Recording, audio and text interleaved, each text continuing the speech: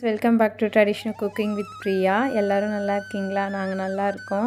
இன்றைக்கி குட்டியாக ஒரு Saturday night to Sunday morning vlog தான் பார்க்க போகிறோம். வாங்க.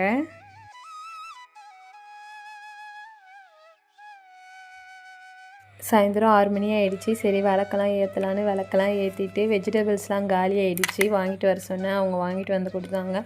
சரி அதெல்லாம் க்ளீன் பண்ணலான்னு எடுத்து வச்சுட்டு இருந்தேன். கீரை தான் நிறைய வாங்கிட்டு வர சொன்னேன். இந்த வாரம் ஃபுல்லாக கீரை மெனு தான் எங்கள் வீட்டில்.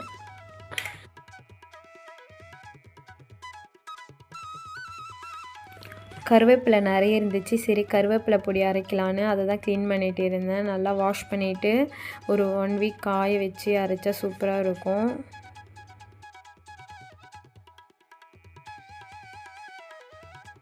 கம்பு தோசை செஞ்சு ரொம்ப நாள் ஆகிடுச்சி. சரி கம்பு தோசை செய்யலான்னு லஞ்ச் டைமில் கம்புலாம் ஊற வச்சுட்டேன். ஒரு 6 மணி நேரம் நல்லா ஊறின பிறகு மிக்சர் ஜாரில் சேர்த்து நல்லா அரைச்சி நைட் ஃபுல்லாக ஒரு 8 மணி நேரம் புளிக்க விட்டு காலையிலே எழுந்து சூப்பராக இருக்கும். தோசை செஞ்சு பாருங்கள்.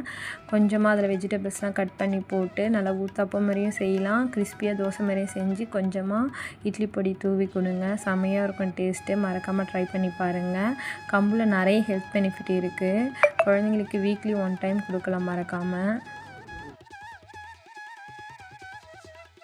நிறைய வெஜிடபிள்ஸ் போடுறதால இதுக்கு சட்னி எதுவும் கூட வேண்டாம், அப்படியே சாப்பிடலாம். டயட் இருக்கிறவங்க கூட இந்தமாரி சாப்பிட்லாம்.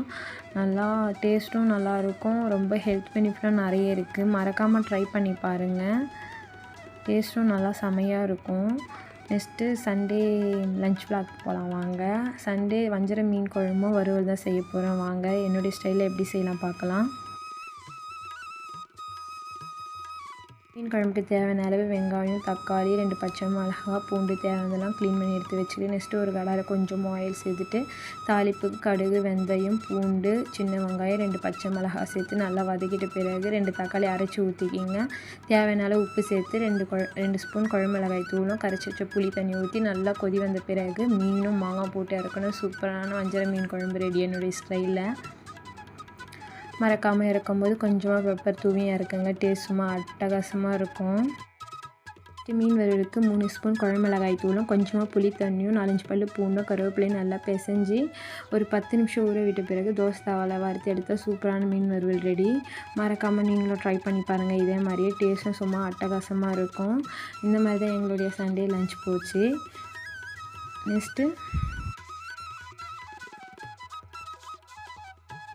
மதியம் வச்ச மீன் குழம்பு இருக்கிறதால நைட்டுக்கு இட்லி தான். மீன் குழம்புக்கு இட்லிக்கும் செமையாக இருக்கும் காம்பினேஷன். நெக்ஸ்ட்டு இட்லிலாம் ஊற்றிட்டு மீன் குழம்பு வச்சு நைட் டிஃபன் முடிச்சிட்டோம். இந்தமாரி தான் எங்களுடைய சண்டே போச்சு. இந்த விலாக் பிடிச்சிருந்தா என்னுடைய சேனலை சப்ஸ்கிரைப் பண்ணிக்கோங்க. உங்களுடைய குட்டி சப்போர்ட் என்னுடைய பெரிய வளர்ச்சிக்கு ஹெல்ப்ஃபுல்லாக இருக்கும். மறக்காமல் என்னுடைய சேனலை ஃபாலோ பண்ணிக்கோங்க உங்கள் வீட்டை பிள்ளையாக நினச்சி. பாய். இன்னொரு விலாகில் சந்திக்கலாம்.